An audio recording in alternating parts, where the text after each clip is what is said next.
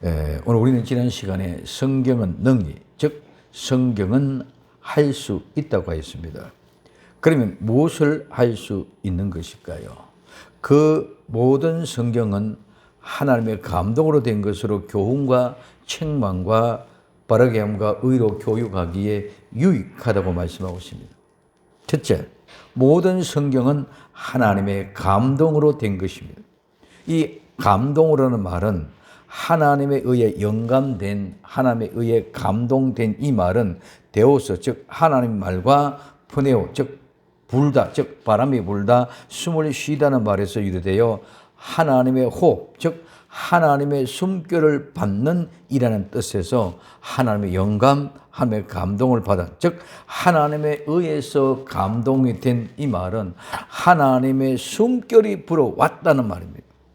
그래서 오늘 이 말씀은 오늘 본문에 한 번 나오는 단어로서 하나님이 성경에 숨을 불어 넣으셨다는 것은 성경이 인간들에 대해 어떤 책, 어떤 기록된 것과도 확연히 구분되는 하나님의 말씀이라는 사실을 강조하고 중요하게 말씀해 주십니다. 하나님의 말씀인 성경은 성경의 저자, 즉 기록한 기자들을 감동시켰을 뿐만 아니라 하나님의 말씀을 간절한 마음으로 기도하며 성경을 읽는 사람들에게도 계속적으로 성경은 하나님의 숨길을 통해서 감동시키며 초자연적인 말씀의 능력으로 우리를 이해하게 도와주시는 것인 줄 믿으시길 바랍니다.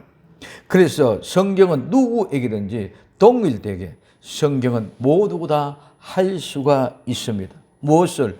교훈과 책망과 바르게 함과 의로 교육하기에 기준이 되게 한다는 말씀입니다. 두 번째, 교훈과 책망과 바르게 함입니다.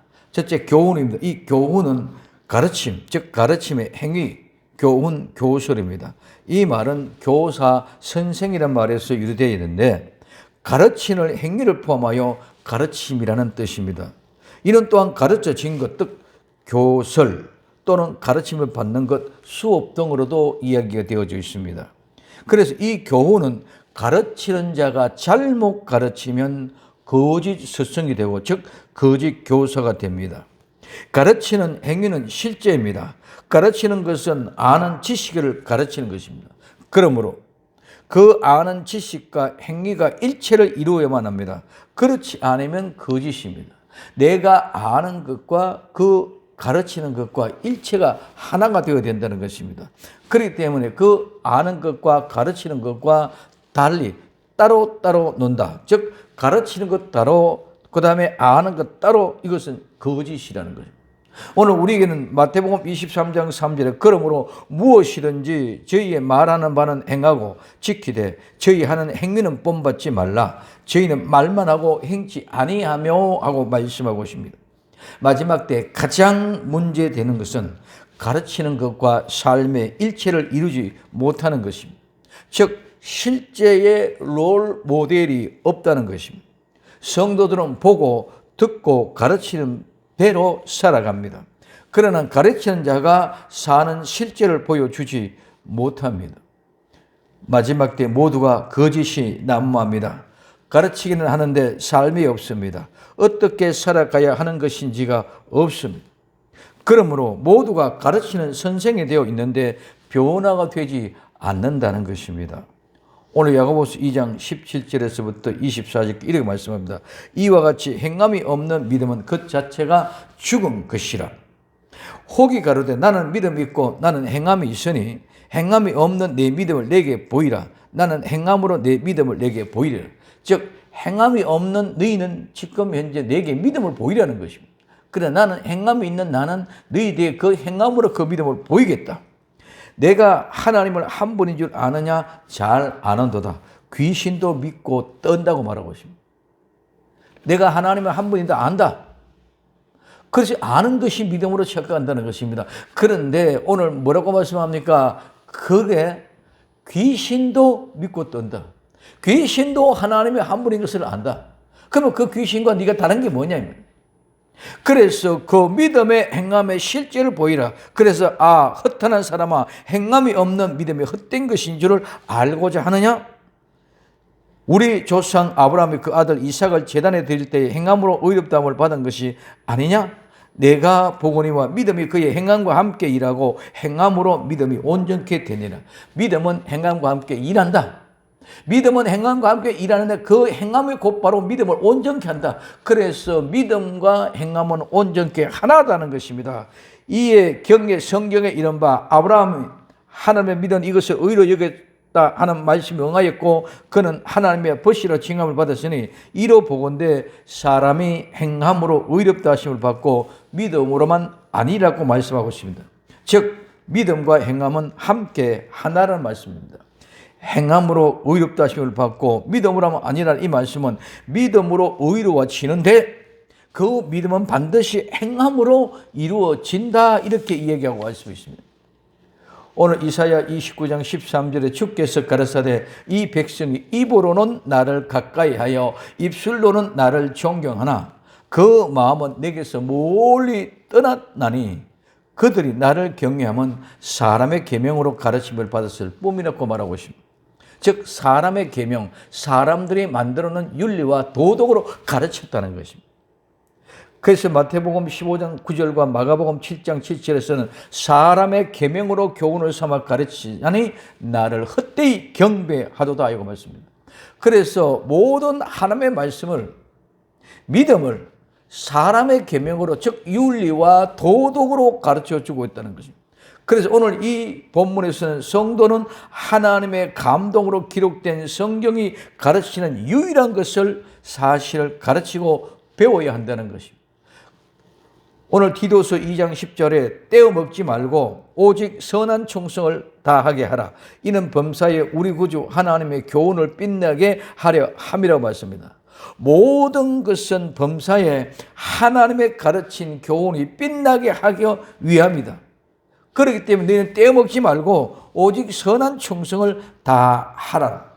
그래서 윤리적인 도덕적으로 선한 것이 아니고 이 이유는 우리가 떼어먹지 않고 윤리와 도덕으로 떼어먹는 것이 아니라 우리가 떼어먹지 않는 이 모든 것은 우리가 하나님을 가르침을 받는 것이니 하나님의 교훈을 빛나게 하기 위하여 너희들은 떼어먹지 말고 이 세상의 윤리와 도덕보다 앞선 그런 삶을 살라고 말씀하고 있습니다. 그래서 우리는 바른 교훈을 받아야 됩니다. 두 번째, 책망입니다. 이 책망은 꾸중, 질책, 징벌입니다. 이 말은 삐뚤어 가져오다, 폭로하다, 노출시키다. 그래서 다 드러나게 보이게 한다는 말입니다. 그리고 정명하가 유죄를 인정하다. 그래서 모든 다 드러나게 보이게 해서 네가 이렇기 때문에 이것이 잘못되었다. 이것이 죄다. 유죄로 입증한다는 말입니다. 그래서 꾸짖고 견책하고 처벌하고 비난합니다. 네가 이런 것이 죄니까 이제 봐라. 모든 것을 빛 가운데 드러내놓고 모든 것을 다 폭로하고 노출시켜 보니까 네 자신이 드러났지. 네 자신이 하는 이거 봐라. 모든 것이 다 죄자냐. 그래 그 죄를 입증하고 그래서 그 죄에 대해서 꾸짖고 책망하고 처벌하고 비난합니다. 그것은 왜입니까? 시정하고 고치고 바로잡기 위함인 줄 믿으시기를 바랍니다. 그래서 오늘 이 책망은 모든 것을 폭로하고 노출해서 빛 가운데 다 어둠 가운데 숨겨져 있던 것을 다 드러내고 노출시켜서 죄를 입증해주고 보여주고 그리고 책망합니다. 그러면 그 책망의 이유는 모든 것들을 이제는 다시 시정하고 고치고 회개해서 새로운 모습으로 회복시키기 위해 그것인 것입니다. 그래서 오늘 바로 잡기 위하여 정정하기 위하여 비난과 책망과 징책과 징벌을 말합니다. 이는 정정하여 바로잡게 하기 위한 목적입니다. 신약 성경 오늘 또 이 단어는 단 한 번 나오는 단어고 죄인들에 대해서 질책을 통해서 바로 세우기 위한 징책, 징벌입니다. 무슨 말입니까? 회개를 통하여 죄 사함의 구원의 은혜를 더하시는데 회개하지 않고는 절대로 구원의 은혜에 이를 수가 없습니다. 그래서 그 회개를 촉구하기 위한 책망입니다. 봐라, 네 모든 죄를 드러내고 하나님은 빛 가운데 나타나셔 네 죄가 이런 것이 난다. 모든 걸 다 폭로한다.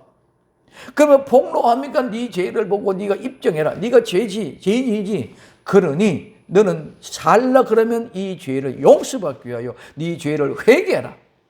죄를 용서받고 회개해야만이 내가 너를 다시 회복시켜주고 다시 살려주고 이전으로 다시 돌아가게 해준단다 하는 이 말씀입니다. 그래서 아들로 온전하기 위하여 책망은 바르게 하기 위함입니다. 오늘 히브리서 12장 5절에서 11절까지 이렇게 말씀하고 있습니다. 또 아들들에게 권하는 것 같이 너희에게 권면하신 말씀을 잊었도다. 일러서되 내 아들아 주의 징계하심을 경히 여기지 말고 그에게 꾸지람 받을 때 낙심하지 말라고 말씀하고, 그래서 주께서는 사랑하는 자를 징계하시고 그 받으시는 아들마다 채찍질 하심이라 하였으니 너희가 참으면 징계를 받기 위함이라. 하나님이 아들과 같이 너희를 대우하시냐. 하나님이 너희를 어떻게 아들과 같이 대우하신다. 아들과 같이 너희를 대우하시니 어찌 아비가 징계하지 않는 아들이 있으리요. 징계는 다 받는 것이늘 너희가 없으면 사생자요 참 아들이 아니라. 너희가 징계를 받지 않는다는 것은 징계하는 사람이 없다는 것입니다. 징계하는 사람이 없다는 것은 아버지가 없다는 것입니다. 아버지가 없는 홀로의 자식이다. 그렇기 때문에 그는 사생자요 참 아들이 아니라고 말했습니다. 또 우리의 육체의 아버지가 우리를 징계해도 공경하였거든 하물며 모든 영의 아버지께서 더욱 복종하여 살려하지 않겠느냐. 저희는 잠시 자기 뜻대로 우리를 징계하였거니와 오직 하나님은 우리를 유익하여. 자, 육신의 아버지는 잠시 자기 뜻대로 징계했지만은 하나님은 우리의 유익을 위하여 어떻게? 그의 거룩하심에 참여하게 하시니라. 하나님은 우리를 하나님의 거룩하심에 참여하기 위하여 유익하게 징계 채찍하신다고 말씀하고 있습니다. 그래서 무릇 징계가 당시에는 즐거워 보이지 않고 슬퍼 보이나 후에 그로 말미암아 연단하는 자에게는 의의 평강의 열매를 맺는다고 말했습니다. 그럼 하나님은 우리에게 유익을 위하여 그 거룩함에 참여하기 위하여 정말 아름다운 평강의 열매를 맺게 하기 위하여 징계하고 책망하고 채찍하는 줄 믿으시기 바랍니다. 그래서 오늘 고린도후서 6장 9절에는 무명한 자 같으나 유명한 자요 죽은 자 같으나 보라 우리가 살고 징계를 받은 자 같으나 죽임을 당하지 아니하고 말씀하고 있습니다. 오늘 우리는 하나님의 말씀은 정말 너무나 역설적인 것 같고 정말 우리가 이해되지 않은 우리 생각과는 거꾸로 반대로 된 모습까지 생각합니다. 무명한 자 같으나 너희는 유명한 자다. 이름 없이 빛도 없이 아무 이름 없는 그런 무명한 자 같은데 너희는 유명하자. 죽은 자 같으나 우리가 살았다. 너희는 죽은 자 같으나 너희는 세상에서 보잘것없고 세상에서 정말 미천하고 죽은 자 같이 가난하고 찢어진 모습으로 있지만은 너희는 죽은 자가 아니고 산 자다. 그리고 징계를 받는 자가나 죽지 않는다. 오늘 우리는 징계를 받아서 모두가 죽은 것 같이 생각하고 있습니다. 아닙니다. 절대로 징계는 죽이는 것이 아니라 살리기 위하여 징계하는 것인 줄 믿으시기 바랍니다. 즉 잘되게 하기 위해서 징계를 하는 것이지 못되게 하기 위하여 죽이기 위해서 징계하는 것이 절대로 아니다는 것입니다. 오늘 우리는 하나님께서 훈련을 받는다고 얘기합니다. 훈련도 마찬가지입니다. 절대로 훈련은 죽이기 위해서 훈련하는 것이 아니라 그 훈련 특별한 은혜로 우리를 살렸어. 그 거신 은혜를 가지고 새롭게 살게 하기 위하여 특별한 직무를 주기 위하여 하나님은 훈련하시는 줄 믿으시기를 바랍니다. 그래서 그 직급에 따라 직책에 따라 훈련의 농도가 다 다릅니다.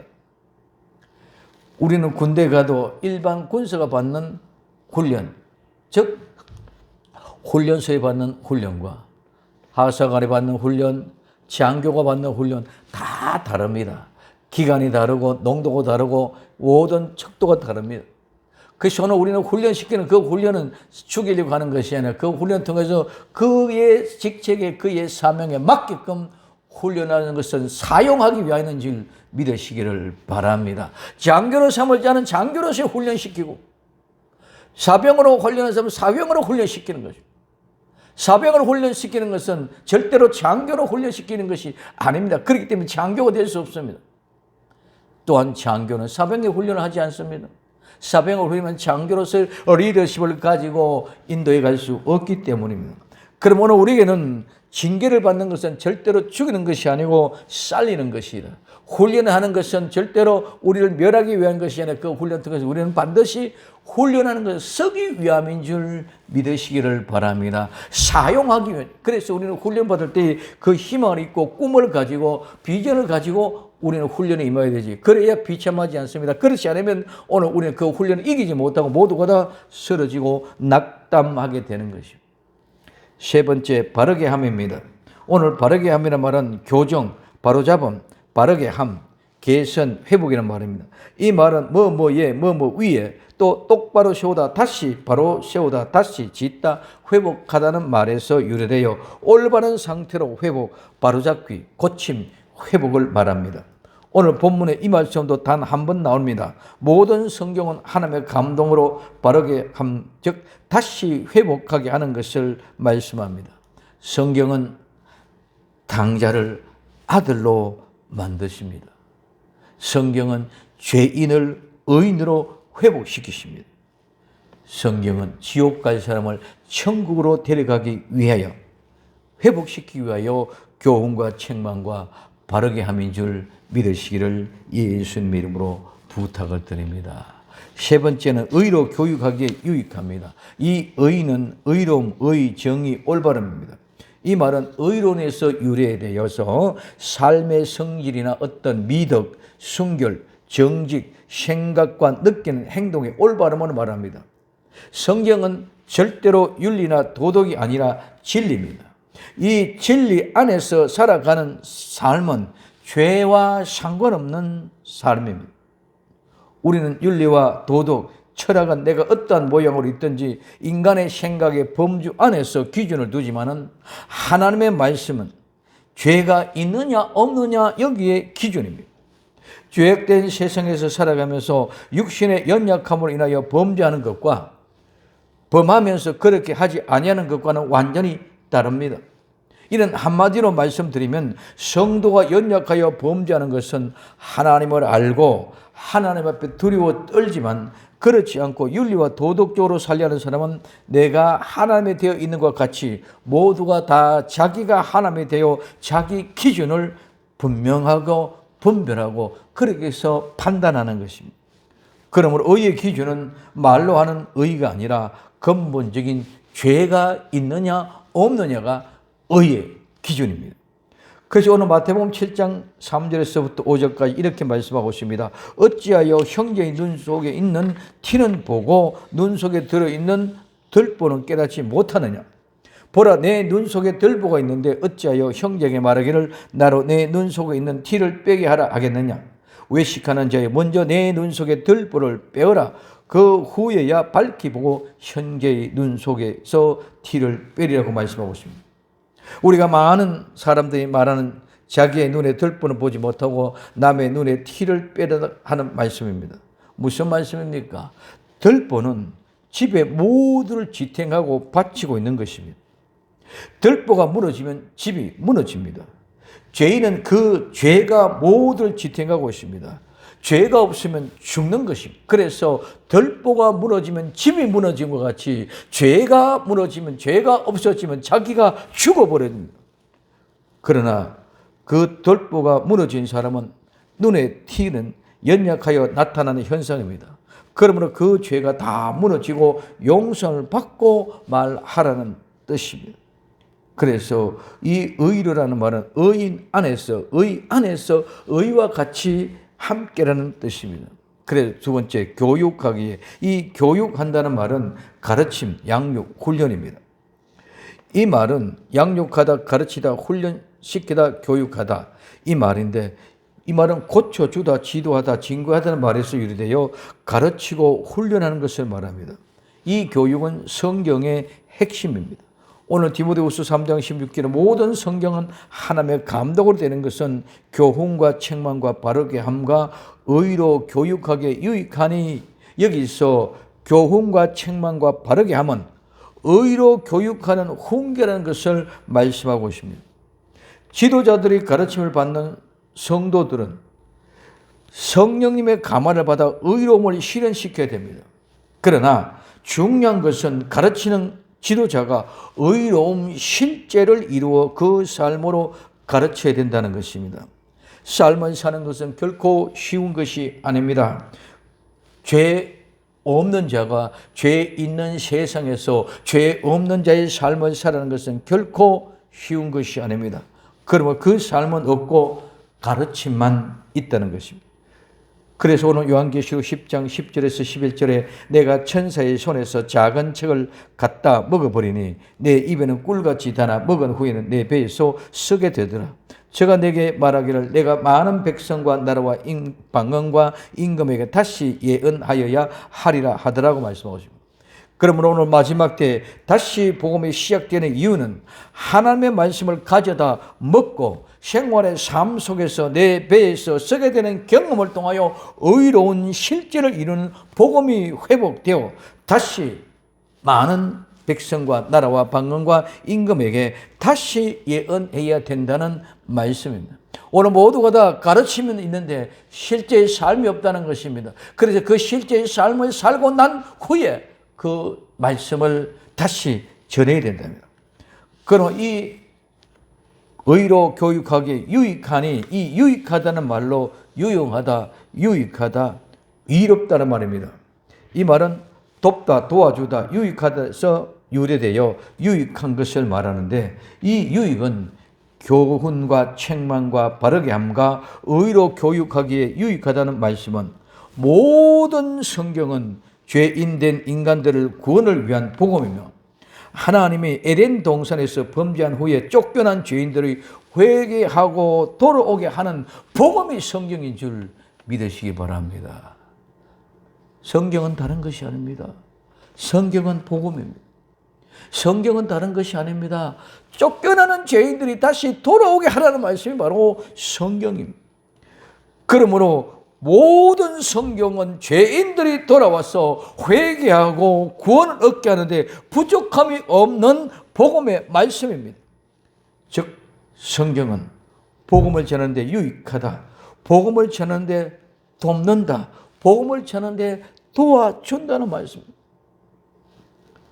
모든 성경은 하나님의 말씀으로 또한 하나님의 숨결로 감동하여 교훈과 책망과 바르게 함과 의로 교육하기에 유익합니다. 정말 성도는 하나님의 말씀의 권위를 인정해야 됩니다.